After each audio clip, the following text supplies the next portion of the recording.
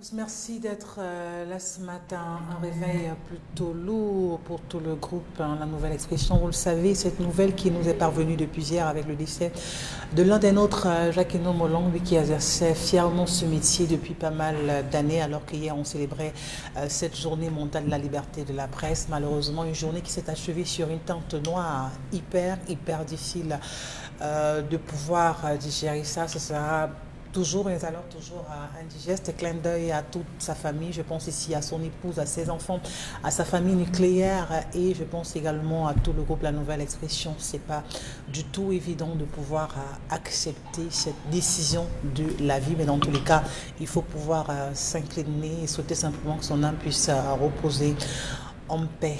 Bien le bonjour à tous, merci encore d'être là ce matin. Les rubriques, on va le faire, tenez-vous bien, soyez-en sûrs. On arrivera jusqu'à 12 h, c'est une obligation pour nous de vous servir tous les jours, quotidiennement, peu importe ce qui se passe.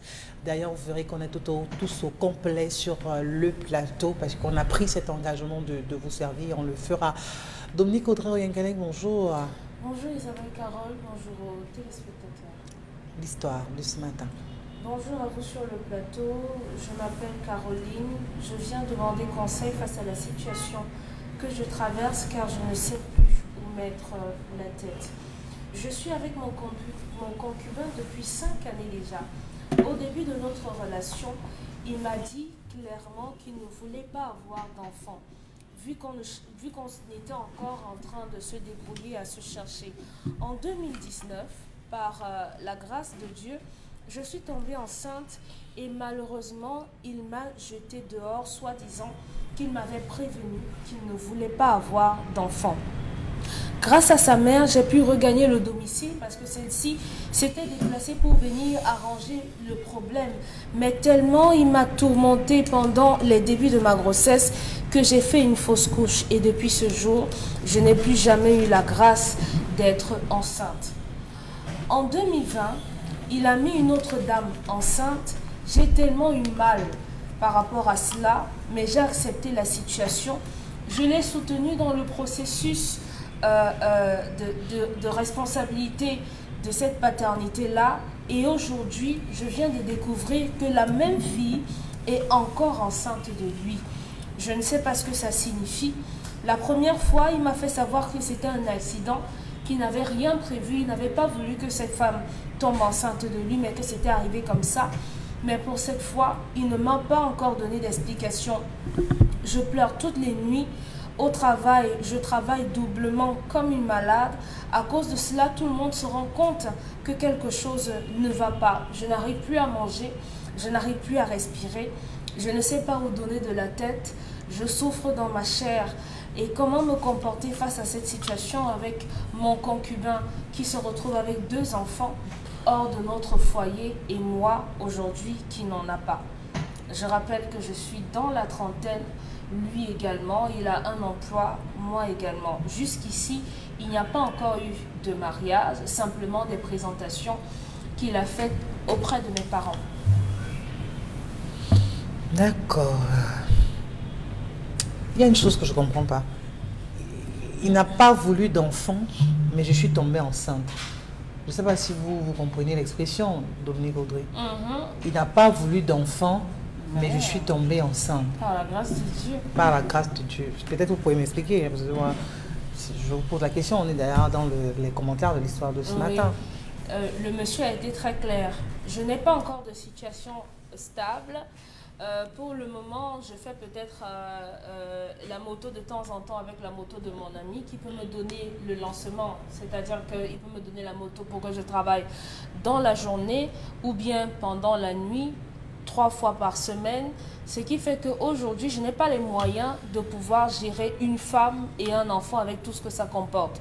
Par conséquent, bien qu'on est en couple, je ne voudrais pas que tu conçoives, que tu tombes enceinte. Et malheureusement ou heureusement, la fille a contracté une grossesse. Je ne sais pas si on va mettre ça sous le compte du piège, mais moi je dirais que la fille a essayé un peu de forcer le destin en se disant, si nous nous deux, on peut manger. Moi également, j'ai un travail. Même s'il y en a un enfant, on va consolider la relation. On va commencer à agrandir notre famille. On pourra prendre cet enfant en charge. Et malheureusement, c'est tombé sur une personne qui n'a pas été compréhensive. Malheureusement, le monsieur n'a pas été compréhensif. Conséquent, elle a été mise à la porte et elle a été tourmentée. Je crois que ce sont des éléments assez clairs qui montrent ou bien qui témoignent de ce qu'il n'y a pas véritablement une vision à long terme de cette relation. La preuve, une autre femme tombe enceinte une fois par accident. Je suppose qu'ils étaient en train de marcher et ils se sont renversés l'un sur l'autre et elle a conçu du monsieur. Et la deuxième fois encore, ça a encore été un autre accident. Cette fois-là, ils étaient dans la voiture s'est renversée et elle s'est retrouvée encore enceinte. Non, ça veut dire simplement que le monsieur est avec vous. Je ne sais pas si on va dire qu'il ne vous aime pas ou qu'il vous aime, mais du moins, il ne vous aime pas suffisamment pour voir avec vous pérenniser sa descendance. Il le fait avec quelqu'un d'autre. Donc, vous devez vous préférer, tout simplement. Pamela Phomène, c'est facile pour la jeune fille de pouvoir digérer ça, elle qui a, on va le dire, hein, elle a tout donné pratiquement, elle est dans cette relation pieds et mains liés, elle est tombée enceinte, voilà, le stress a entraîné la fausse couche, ça on le sait tous, c'est possible. Mais aujourd'hui, le jeune homme a réussi quand même à avoir 2 enfants. Il parle d'un accident de circulation, quoi. Pendant qu'ils étaient en couple? Oui. Avec la même femme. Vous voulez qu'on dessine seulement ou bien qu'on dise quoi? Non, ça veut simplement dire que la jeune fille est amoureuse. Et vous savez, quand le cœur y est déjà, c'est très compliqué. Aujourd'hui, je comprends la jeune fille. Elle veut savoir comment gérer parce qu'elle est amoureuse du jeune homme. Quand elle pose le problème, on comprend que l'amour a pris le dessus. Il a 2 enfants, elle est d'accord, elle voit tout ça, mais quand elle pense à l'amour qu'elle a pour lui, elle se pose des questions. Comment je fais? Je peux comprendre la jeune fille ce matin. On dit souvent qu'on ne conseille pas une personne qui est amoureuse. C'est le cas de la dame. Parce que la solution est claire, vraiment. Je ne sais pas, vous n'avez rien à faire avec quelqu'un qui ne veut pas, qui ne souhaite pas que vous portez son enfant. Et ailleurs, il tente de trouver des justificatifs comme quoi c'est un accident. Ça ne s'explique pas. S'il a eu 2 enfants avant votre relation, c'est tout autre chose. Vraiment, on peut comprendre qu'avant toi, il a rencontré une personne, ça a marché et puis il n'a pas voulu peut-être s'engager, mais ils ont des enfants ensemble. Ce n'est pas pendant que vous êtes dans la relation, il refuse que toi, tu estimes que chez sa copine, bien tu seras sa future femme, tu ne portes pas son enfant et qu'il aille faire les enfants ailleurs. Vous venez poser le problème. Non, mais la solution est simple. Vous, vraiment, séparez-vous de lui. Je ne comprends pas. Et puis, maintenant, je trouve que ce monsieur n'est pas assez clair avec la jeune fille. C'est pareil. Il y a 5 ans de relation, des gens qui sont passés comme ça, mais ça où? Ah, vous lui demandez de continuer la relation. Non, je crois que parce que quand elle pose la question, elle pense à toutes ces années. Oui, mais les années qui n'ont pas été fructueuses pour elle, lorsqu'elle fait le bilan, 5 ans après, l'homme a fait 2 enfants avec une autre femme. Elle, aujourd'hui, elle a eu peut-être la chance de concevoir, mais aujourd'hui, elle se rend compte qu'elle ne peut plus concevoir. Mais qu'elle passe à autre chose. Non, je ne comprends pas. Vous ne pouvez pas rester avec un homme que vous ne voulez pas. Il vous a dit ouvertement au départ, il a été clair. Je ne veux pas que tu portes mon enfant. Elle s'est entêtée, elle a chopé une grossesse. Elle était prête à en assumer, même si le gars n'était pas d'accord. Mais malheureusement, elle a perdu l'enfant. Elle ne peut pas rester dans cette relation. Elle ne peut pas continuer ainsi. Si elle tient à sa vie, elle tient à ce qu'elle soit mère, elle tient à ce qu'elle veut connaître la maternité. Vraiment, dans cette relation, pour moi, ce n'est pas un abri. Qu'elle aille ailleurs, qu'elle trouve quelqu'un d'autre, qu'elle tente sa chance avec une autre personne. Rien ne lui garantit que c'est avec cet homme qu'elle fera certainement sa vie. Ça ne sert à rien de rester dans cette relation. Ça aurait été différent. Et si le garçon ne lui avait rien dit au départ, comme quoi, vraiment, en vivant la relation, tu tombes enceinte, j'assume. Maintenant, après le mariage, on verra ça dans les années à venir. Mais le gars lui a dit au départ, je ne veux pas d'enfant avec toi. Vraiment, je ne veux pas pourquoi. Mais comment elle a fait pour être enceinte avec un homme qui ne veut pas d'enfant? C'est pour dire que tu prends des précautions, tu te protèges. On peut faire l'amour chaque jour, mais rassure-toi, ne viens jamais me dire que vraiment j'ai un retard, j'ai porté ton enfant. Non, le gars lui a dit... Ils acceptent les protections. Mais c'est à toi, la jeune fille, de prendre des précautions. C'est à toi, la fille, parce que l'homme a été clair au départ. Vraiment, il ne faut pas qu'il y ait ambiguïté que non, l'homme a voulu piéger la fille. Non, non, il n'a pas piégé la fille. Mais je trouve que c'est méchant d'être avec une fille, de lui dire cela de manière crue comme ça. Je ne sais pas. Peut-être il y a mille une manière, chérie, vraiment, mon travail ne me permet pas de est-ce qu'on dira que c'est simplement la conséquence pour les jeunes filles, du moins certaines aujourd'hui, de se retrouver clandestinement dans les maisons des hommes? La conséquence, je dirais pas entièrement. Parce que si elle était allée en mariage, normalement, il y aurait eu le toquet-porte, il y aurait eu la dot, durant laquelle on essaye de pouvoir écouter les deux parties. Où est-ce que notre fille va vivre? Non, on ira vivre à Missoké. Voilà, on a une petite maison là-bas, c'est là-bas qu'on va pouvoir s'abriter. Non, voilà comment on compte évoluer et tout. Vraiment, on est mariés, ça veut dire qu'on va faire des enfants. Moi, voilà ce que je fais, je travaille ici ou ça. Mais quand vous avez un homme que personne dans votre famille ne remarque, c'est compliqué. On dira ce matin que la jeune fille a commencé par la fin, parce que vous avez expliqué le début, mais elle a commencé par la fin. Ça marche parfois, c'est pas automatique, c'est pas systématique que non, il va falloir qu'on passe par un toquet pour un mariage, ensuite les enfants. Non, il y a des gens qui commencent par la fin et après on les épouse, après ça marche bien. Oui, arrive au début et ça marche bien, ça ne pose pas un problème. Pour la dame, elle dira tout simplement qu'elle est tombée sur la mauvaise personne et il ne se fait pas tard, parce que après cela, dites-vous bien que l'enfant c'est d'abord pour la mère. Je suis sûre que lorsque la fille a chopé la grossesse, c'était que tu assumes, tu n'assumes pas. Si tu as changé d'avis, tant mieux. Tu n'as pas changé d'avis, tant pis. Je vais tout simplement... Ou alors le gars a été déçu parce que, écoutez, la fille dit je suis enceinte. Il a dit, ben tiens, ce n'était pas dans notre programme, donc tu m'as piégé. Pour lui, c'était comme une trahison, peut-être. Peut-être même si c'est... Il a fait comment? Il a mis à la porte. C'est la mère du gars qui vient remettre la fille dans la maison. Que ça soit une trahison ou pas, la dame a décidé. Si elle ne voulait pas porter une grossesse, elle n'allait pas le faire. Donc elle a accepté parce qu'elle était prête à en assumer. Et même si le gars a décliné de toutes ses responsabilités, elle était consciente que mon homme au départ m'a dit qu'il ne veut pas d'enfant. Donc je suis enceinte. Si c'est que je lui annonce que je suis enceinte, il accepte d'assumer. Tant mieux. S'il refuse, au moins au départ il m'avait prévenu et puis je vais ailleurs. Mais savoir qu'une femme est enceinte de vous, la mettre à la porte, vraiment c'est... Au-delà de l'habitude de dire ce plateau, il faut bien faire le casting, choisir avec la personne avec qui on va... Parfois même en couple, ça arrive. Parfois même en couple, même si l'homme ne vous a pas dit qu'il ne veut pas d'enfant, parfois c'est fait exprès.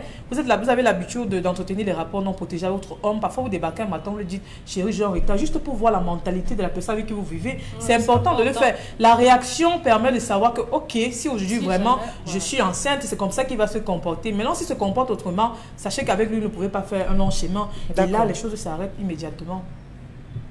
Alors, comment digérer ce type d'amour, Charlemagne? Parce que la jeune fille est amoureuse et elle est déçue par ce qui se passe. Ce qu'il faut dire, c'est que cette histoire paraît décousue. Décousue pourquoi? On parle là d'une fille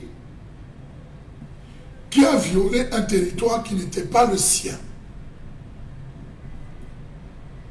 C'est-à-dire, expliquez-vous. Elle a violé le territoire d'un homme qui n'était pas le sien.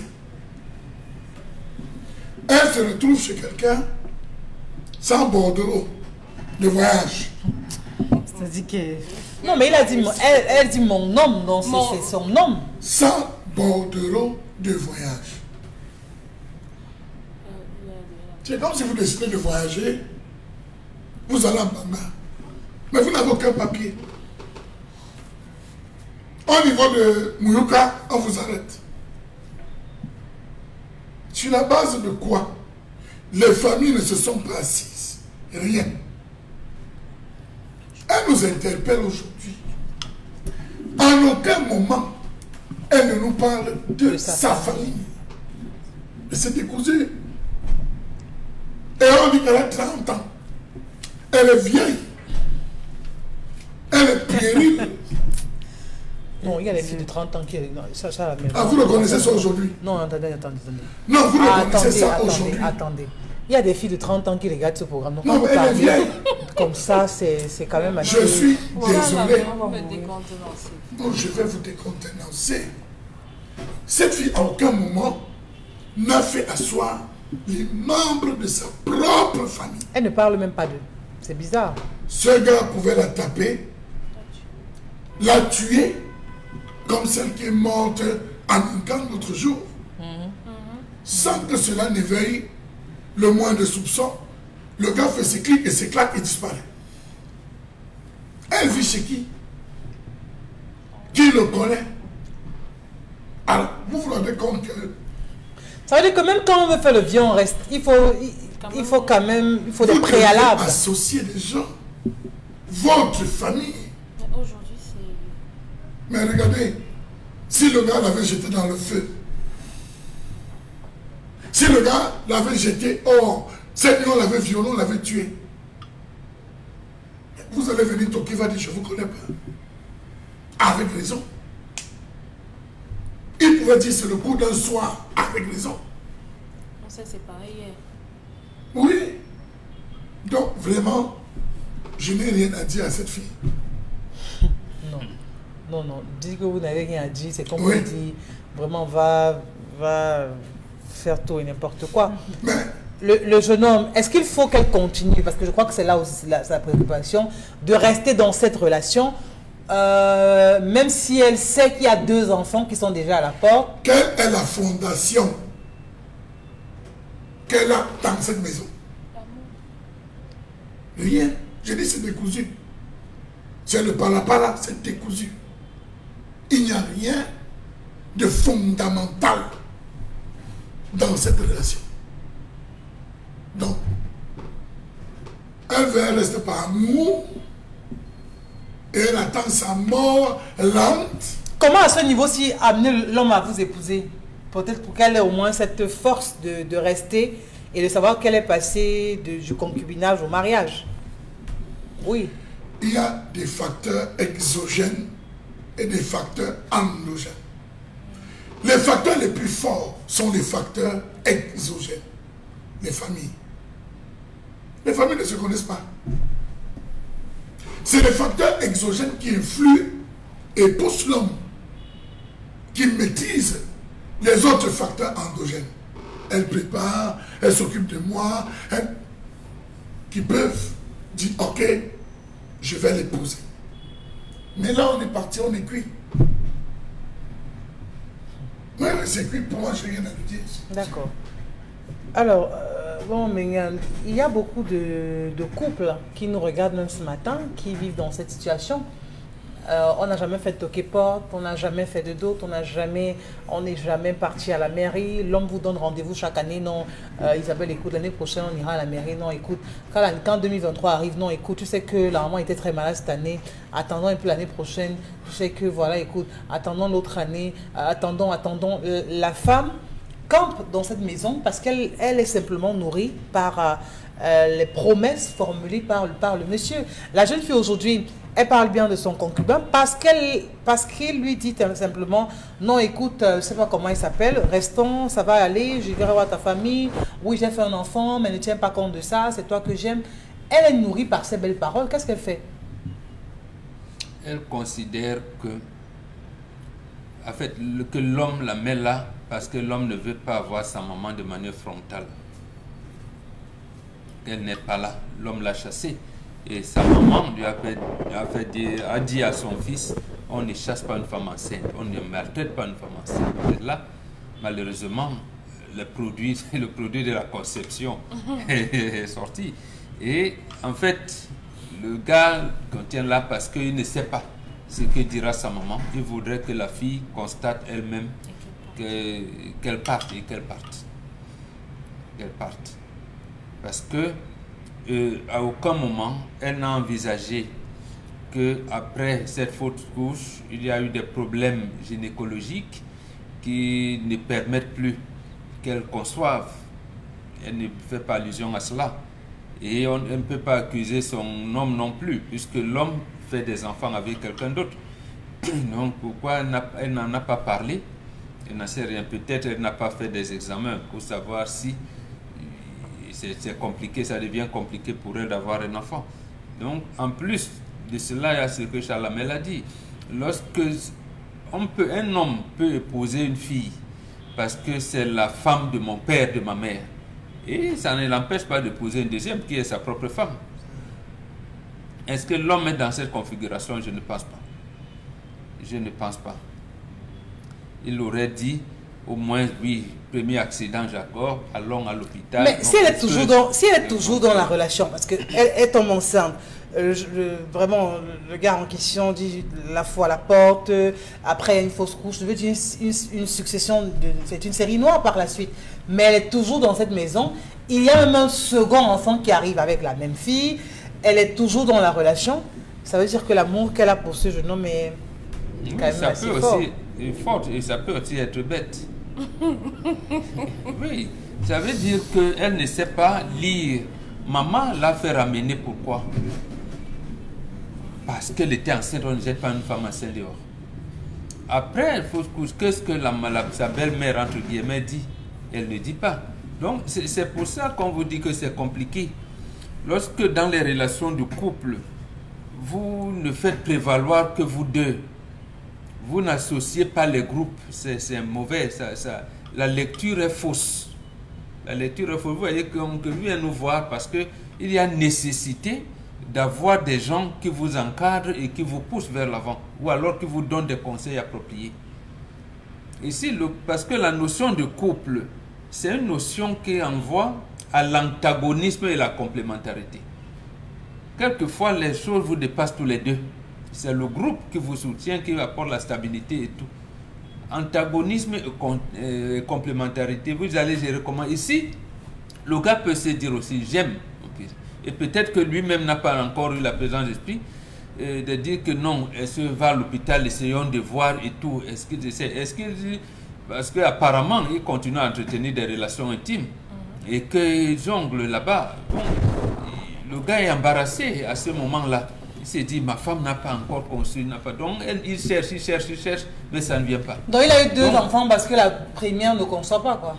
Non, mais il a entretenu une relation parce qu'à ce moment-là, la femme qui avait conçu, sans son consentement, j'allais dire quoi, avait rompu un serment. Avait rompu un serment. Mais et le serment là, ici également, il peut arriver que cette femme, c'est son unique enfant qu'elle a perdu. Et ces problèmes-là, on les gère très vite. C'est-à-dire? On les gère très vite, on fait tous les gambis nécessaires et on fait l'hôpital, une analyse gynécologique pour savoir que est-ce que j'ai encore la chance d'avoir un enfant. C'est d'abord là. Mais lorsqu'on fait une fausse couche, on devrait se poser pas mal de questions. Absolument. On devrait faire le gambi. Oui, absolument. Ah bon? Oui, lorsqu'on fait une fausse couche, parce que le négro-africain, c'est un enfant qui part comme ça, on dit que c'est le sang qui est retourné. Est-ce que c'est le seul sang? Est-ce que tu t'es retrouvé au mauvais endroit, au mauvais moment? Est-ce que c'est la méchanceté humaine? Les médecins vous expliquent que excès de stress, la grossesse n'est pas évolutive, vraiment la grossesse est extra-utérine. Je veux dire qu'il y a tellement d'arguments pour parler de fausse couche. Je veux dire, du moins en utilisant le jargon médical. Et voilà, et est-ce qu'à plus de ça, on a fait un curettage, on a fait ci, on a fait ça, on ne sait pas. C'est pour ça qu'à l'hôpital, il fallait encore regarder si justement la constitution de son organe est correcte. Donc même si c'est fait après une fausse couche, il faut se replier vers le gambi. Vers le gambi, puisqu'en fait, elle reste avec le même homme et il n'y a pas de grossesse, il n'y a pas de conception possible. Ça veut dire que c'est que le gars disait, la nature même a enregistré que comme le gars, tu pensais, donc c'est toi qui programmes la nature, tu es qui pour régenter la nature? Tu attendais à avoir une surface financière pour programmer un enfant alors que tu as la possibilité d'avoir un enfant. Elle-même n'a donc pas su gérer ça, rester dans le stress et tout, et l'enfant part. Donc c'est une punition. Et peut-être que le gars conçoit ça, s'est dit, j'ai quand même fait du mal à cet enfant, à ma fille, et je vais faire comment? Donc c'est ça l'antagonisme et la complémentarité. Mais il l'aime, le gars l'aime, mais il n'arrive pas à résoudre ce problème-là. Il n'arrive pas à la chasser. Il s'est dit, bon, moi j'ai commencé à avoir le enfant, elle a même du travail. Je pense que... Donc pour vous, cet homme l'aime? Oui, cet homme, il l'aime. Mais il n'arrive pas à se déterminer. Parce qu'il n'a pas encore chassé. Voilà.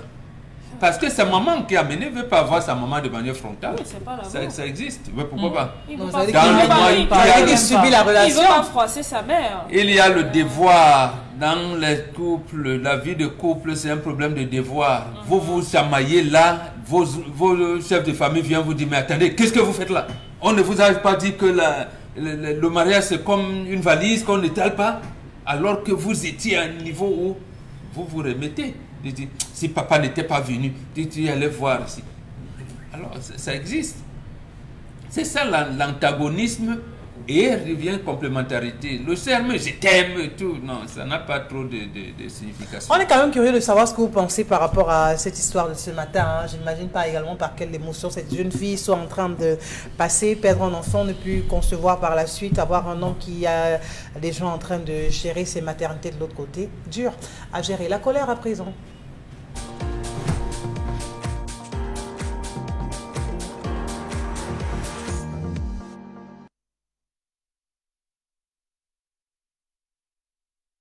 Je m'interroge ce jour sur la question de la mauvaise planification, aménagement territorial et sécurisation foncière par des géomètres hors la loi dans ce pays.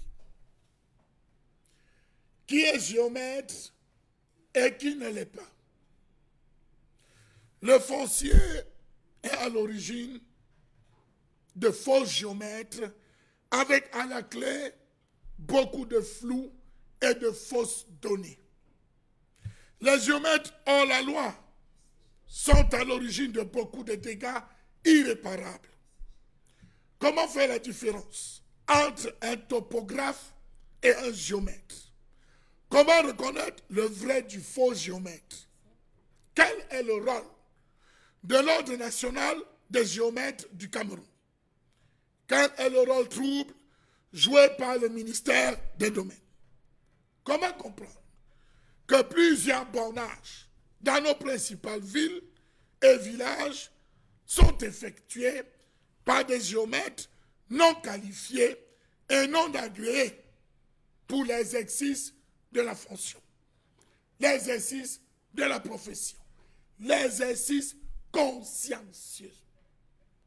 Il n'y a pas longtemps, l'Ordre national des géomètres du Cameroun, OGEC, s'est agrandi avec l'entrée de 87 nouveaux membres, ce qui a porté le nombre à 140 géomètres pour un besoin national estimé à plus de 3 à 500 géomètres. Comment comprendre cette affluence de géomètres sous-mangués dans les couloirs de la délégation régionale? Mieux, des délégations régionales. Comment expliquer que c'est au travers de certains litiges que l'on découvre que certains relevés topographiques faits en qualité de géomètre n'étaient en réalité des fausses données faites soit par un apprenti géomètre, soit par un élève d'un lycée, soit par quelqu'un formé sur le tas? La vidéo, j'invite la régie à vous faire voir une vidéo de quelqu'un qui a construit sur un boulevard, le boulevard partant du rond-point Mahéture jusqu'au nouveau, au futur, ce qui devait être construit comme pont. On a construit sur cet espace, sur le boulevard tout entier. On a occupé le boulevard, ne respectant pas les limites. Il faut avoir l'œil fin, se placer véritablement sur l'entrée. Et je parle de l'entrée du rond-point Mahéture pour vous rendre compte que c'est à cause des fausses géomètres ne respectant pas l'alignement. On est là sur le boulevard. Où est passé la police municipale, notamment son responsable, M. Ambata, dont la responsabilité première est de détruire ce type de construction? Voici une construction en pleine route, sur la route, et on construit à une vitesse phénoménale, malgré le fait qu'on est placé dessus, la croix de Saint-André a démoli que vous voyez. On a construit, il faut prendre l'alignement. Partant de la route, vous vous rendez compte que ce monsieur a construit sur le boulevard, prenant la moitié du terre-plein. Comment peut-on arriver à vivre ainsi dans une république? Pourtant, l'article 5 de la loi numéro 90/039 du 10 août 1990 relative à l'exercice et à l'organisation de la profession de géomètre est clair. Allons jusqu'à la fin de cette vidéo, vous allez vous rendre compte que l'alignement n'est pas respecté. Si la régie peut nous amener jusqu'à la fin de la vidéo, l'alignement n'est pas respecté du début à la fin. Voici une vue partielle. Vous allez vous rendre compte sur une autre vue à ce niveau. Regardez la ligne droite, il est sur le terre-plein. Voilà l'image finale d'un monsieur qui construit sur le terre-plein, qui ne respecte même pas, on va le dire, les limites. Quel type de géomètre a borné ce terrain? Quel type de géomètre a travaillé sur cet espace? Allons le savoir, allons le découvrir. Ainsi va la République. On fait ce qu'on veut, comme on veut, où on veut, et on travaille là-bas jour et nuit. La police municipale n'est pas là. Le responsable de la police municipale casse ailleurs, travaille ailleurs, mais là, on laisse. Et c'est comme ça. Demain, on va contourner. Vraiment, je suis séduite par la qualité du travail, notamment sur les images, parce que pour faire ce que vous avez fait en termes de rendu et d'image, chapeau, chapeau, chapeau, chapeau. Il fallait prendre sur tous les angles. Voilà, parce que là, vous avez pris des exemples précis qui montrent réellement ce qui se passe sur le terrain. Vous avez vu le tracé? Le tracé, vraiment, il n'y a rien à dire. Et dans plusieurs quartiers, vous observez cela. Et c'est pour ça que parfois, à l'entrée d'un quartier, c'est correct. À un niveau, vous ne vous retrouvez plus. Parce que vous êtes en train de zigzaguer derrière chez tel, vous arrivez chez tel autre, après vous revenez chez tel. Insister sur l'alignement. Oui, vraiment qu'on comprenne mieux à travers les images, parce que ce sont de très beaux, mais alors de très beaux exemples qui en disent long sur ce qui se passe dans je vous dis qu'il est sur la route, sur le boulevard. Il est carrément sur le boulevard. Et on travaille là de jour comme nuit. S'il vous plaît, la régie, allez à la fin de la vidéo pour l'alignement. C'est important. Ce sont des personnes qui construisent en toute aisance, qui ont des permis de bâtir, qui devraient respecter des préalables, mais qui, bon Benga, ne le font pas. Mais alors pas du tout. Qui ne sont même pas inquiétés. Finalement, presque tous les quartiers de Douala aujourd'hui, vraiment, on arrive à ça, où vraiment, on fait toujours l'effort.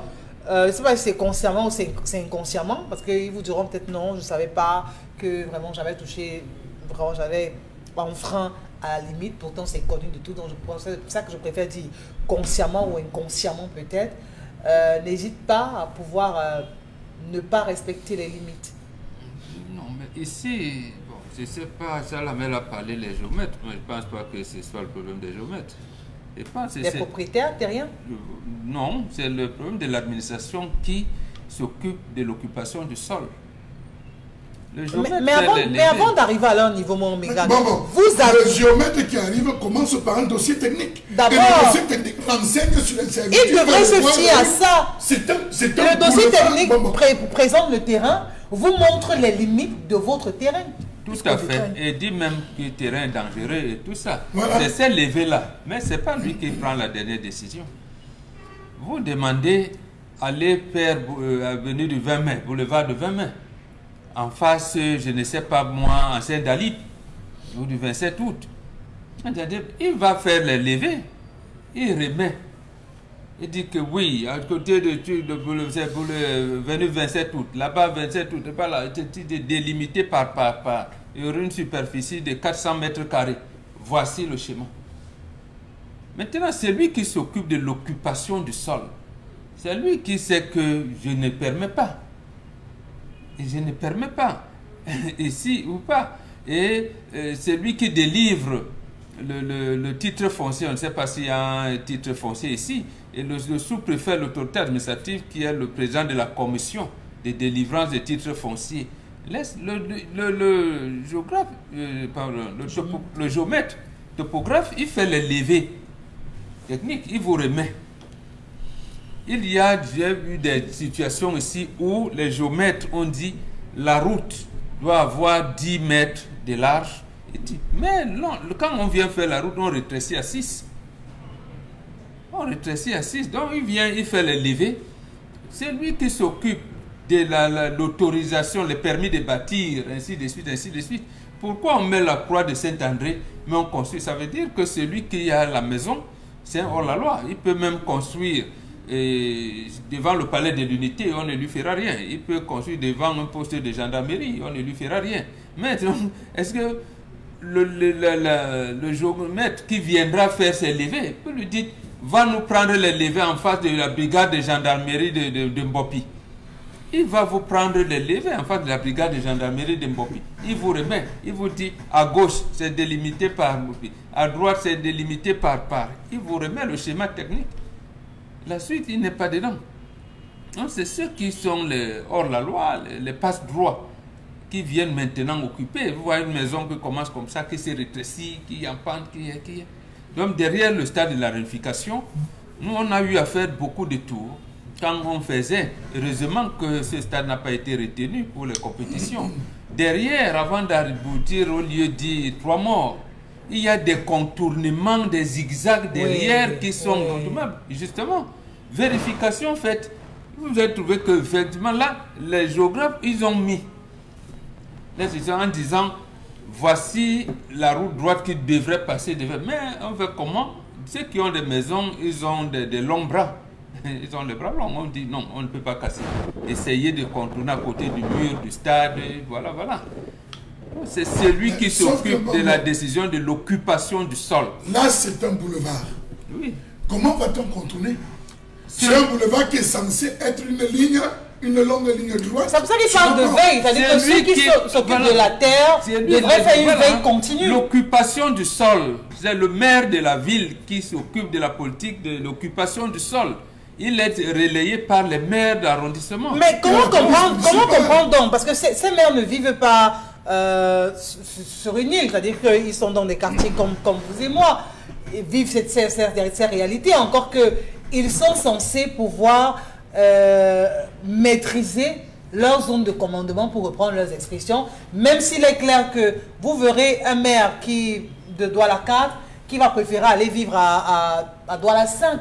Vous verrez ainsi de suite. Donc, qui ne sait réellement pas les réalités de ce terrain-là, je ne sais pas si ça fait partie des raisons pour lesquelles il peine à s'approprier de tels dossiers, c'est-à-dire que l'occupation de la terre. Parce qu'on ne devrait même pas vous laisser terminer un chantier en réalité. Vous ne devrez même pas terminer. Dès qu'on observe que vous êtes en train de dévier, ben, tout de suite on arrête tout. Il y a une croix de Saint-André. Ça veut dire que l'autorité communale n'est pas d'accord avec ça. Mais pourquoi cette autorité communale a laissé prospérer la construction? Voilà, donc c'est là, c'est ça le problème. Moi, je vous dis, je ne vais pas citer les noms des gens parce qu'on a cité des noms. Aboua, au lieu de Makepe, parce qu'on vient de construire une station, on a dévié. La route qui va de Carrefour Andem pour arriver là. Vous voyez comment c'était rétréci. Pourquoi? Parce que justement, il y avait 2-3 personnes plus la station-service qui était. Comme c'est une entreprise étatique, on ne touchait pas. Et peut-être que c'est la première dame. Peut-être. Vous voyez comment?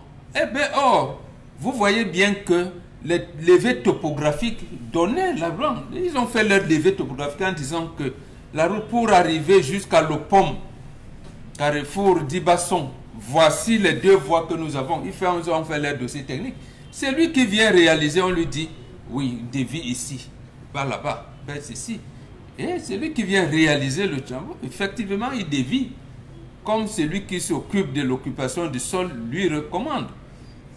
Donc voilà, c'est c'est lui qui délivre des permis de bâtir, c'est lui qui gère l'occupation du sol, à côté du sous-préfet, qui est le président de la commission de délivrance des titres fonciers, qui est, j'allais dire, le garant de l'ordre public. Voici donc un problème de désordre public que l'autorité administrative est en train de valider. Est-ce qu'il y a des gens plus grands que lui? Je n'en sais rien. Bon, c'est peut-être pour cette raison que l'autorité municipale a mis la croix de Saint-André en disant que ne disait pas là, moi j'avais dit que cette maison ne doit pas être construite. On m'a dépassé. Ça veut donc dire que finalement les croix de Saint-André ne sont même plus efficaces. Ah, absolument, ça veut dire que dans ces pays... Parce que dans le temps, quand vous mettez les croix de Saint-André, que vous fassiez quoi, on va automatiquement vous casser. Vous voyez le maire, le gars vous dit, moi je suis avec le ministre et j'entre à la présidence. Le maire va dire quoi par rapport, puisque sa nomination est venue sous pli fermé de la présidence. Bon, il vous laisse faire. Ça veut dire que Dominique Audrey, même les rapports ne valent plus la peine, parce que si vous êtes dans une zone dont vous avez la charge de pouvoir veiller, qu'il y a des personnes invisibles qui soient au-dessus de vous et qui ne soient pas d'autorité, ça veut dire en réalité qu'on est dans un état où on veut une chose et son contraire. On vous demande de veiller, mais en réalité on veille même que vous. Il faut dire que à ce sujet, la culpabilité du désordre incombe d'abord au géomètre. D'abord. Parce que le maire, le maire n'est pas sur le terrain. Le maire ne voit pas ce que le géomètre voit. Voilà ce que dit l'article. Tout lotissement privé au Cameroun doit reposer sur un fond de plan dressé par un géomètre inscrit au tableau de l'ordre. À l'ordre. Toutes les mairies doivent avoir un géomètre. Toutes les 360 communes doivent se doter obligatoirement d'un géomètre. Donc, avant que le maire ne puisse faire quoi que ce soit, il ne peut s'en tenir qu'à ce que le géomètre lui dit. Si je suis géomètre et moi je dis, ces bouteilles peuvent être alignées comme ça, Charles Amel est le maire. Est-ce que lui, il peut lire sur les machines? Est-ce qu'il peut voir comment ça se passe? Non. Ce n'est que lorsque la maison sort de terre qu'on va se rendre compte qu'après, en réalité, telle maison n'est pas à sa place. Mais de but en blanc, c'est d'abord le géomètre. On se fie à ses rapports. Ils ont un terme pour ce qu'ils remettent souvent là, sur le papier. Sur le papier quadrillé, là, ils ont souvent les schémas qui font dessus. Donc, on ne peut pas... Oui, on ne peut pas... Donc, le géomètre a la responsabilité du tracé. Lorsque vous achetez votre terrain et vous appelez le géomètre, c'est lui qui a à même de vous faire d'augmenter ou de rétrécir votre terrain par rapport à ce que vous lui dites. C'est pour ça que malheureusement, dans ce cas, il y a des brebis qui sont galeuses et quand vous remarquerez sur un couloir, vous verrez qu'ici, il y a quelqu'un qui est sorti de la ligne parce que dans son relevé, on lui a donné un peu plus de marge, malheureusement. Donc ici, oui, les mairies ont des responsabilités, mais elles s'en tiennent d'abord à ce que les géomètres produisent comme rapport, malheureusement. Mais maintenant, même avec ces géomètres-là, il y a encore une toute autre question, parce que si pour vous, tout repose sur ces géomètres, il faut déjà avoir le bon géomètre. Parce qu'il y en a qui se retrouvent et ont de faux, mais alors de faux géomètres en face, qui ne savent rien, qui veulent simplement avoir de l'argent, parce que ce qu'il faut dire, c'est que pour qu'il arrive sur le terrain, il faut pouvoir décaisser de l'argent et lui remettre, sachez que ce n'est pas 5 000 francs, avant qu'il ne vienne pour commencer le boulot. Et maintenant, comment même, et je crois que peut-être c'est là où réside la difficulté de la population, distinguer ou reconnaître le vrai géomètre. Rapprochez-vous de vos mails. Ils sont des recommandations. L'organisation, si on veut une société qui fonctionne normalement, il va falloir qu'un travail à la chaîne soit effectué. Les constructions, l'acquisition du terrain commence par quoi? Ça commence où? Ensuite, on se réfère à qui pour pouvoir déboucher sur quoi? Tant que ce n'est pas organisé comme ça, moi je vais vous dire que j'ai mon cousin là qui a fait ça à l'école, il peut te faire ça rapidement, viens. Il va vous donner ce qu'il va vous donner, c'est bon, c'est pas bon, vous lui donnez ses 100 000, il part. Pourtant, les textes prévoient que dans chaque commune, on doit pouvoir avoir un géomètre. Pourquoi? Parce que c'est dans la même commune que vous allez avoir le permis de bâtir qui va vous permettre de vous établir. Donc, de quelque façon que ce soit, on est désorganisé dans toute la société. Et par conséquent, on sera obligé d'avoir de faux géomètres. Et l'ordre des géomètres entre dans le jeu parce qu'il faut pouvoir publier une liste. Je ne sais pas comment on peut rendre cela public, mais par commune, par localité, il faut non, voilà la liste de tous les géomètres de la ville de Douala. Non, la liste existe. Ça existe. Elle est connue de qui? Mais les gens doivent consulter. La liste existe. Donc, il faut une communication pour que les gens ne soient plus floués.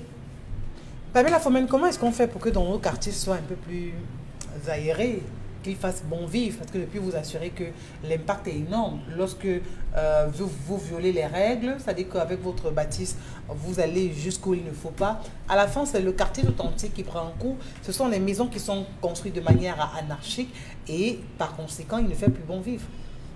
Les responsabilités sont partagées.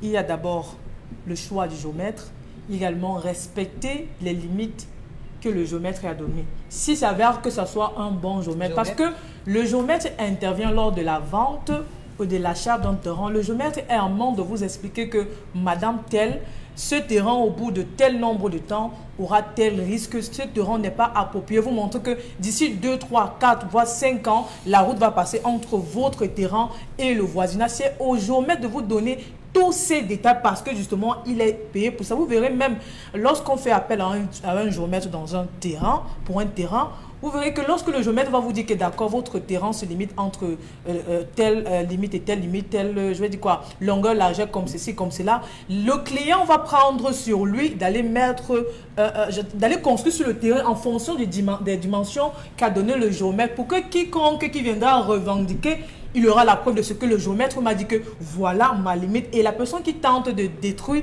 la loi s'applique parce qu'il y a une loi prévue pour les personnes qui vont se permettre de détruire un bien sur les mesures que le géomètre a donné. Maintenant, je pense bien que cette affaire de géomètre, même là, avant, il n'y avait pas ça. Ça fait pratiquement 30 ans par là, je peux me tromper, mais je pense que c'est ça. Il y a 30 ans que l'État camerounais a décidé que désormais, ces affaires foncières, je pense que je dois m'ingérer pour voir clair. Autrefois, ce n'était pas ça. On pouvait acheter un terrain. C'était depuis 77. On revient même, je ne sais pas, 20 ans après. La loi foncière, c'est des années 70. On pouvait acheter un terrain, on revient quelques années après, il n'y a pas de souci. Mais aujourd'hui, l'affaire de géomètre, honnêtement, c'est beaucoup compliqué. Moi, je connais un monsieur qui a ramené un géomètre sur son terrain. On a fait ce qu'il y avait à faire, il a payé la somme, il a construit.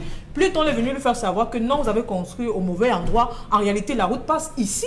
Il lui a montré le papier qu'avait remis le géomètre après le travail. On lui dit non, monsieur, vous vous êtes trompé. Appelez votre géomètre, il travaille pour qui, il est comment, il est tout ça. Mais aujourd'hui, on n'a plus de traces du géomètre, on se demande bien. Et puis, c'est la personne chez qui il a acheté le terrain qui lui a recommandé le géomètre. Et puis, ces dimensions n'étaient même pas respectées. Donc, le monsieur s'est retrouvé dans une perte totale.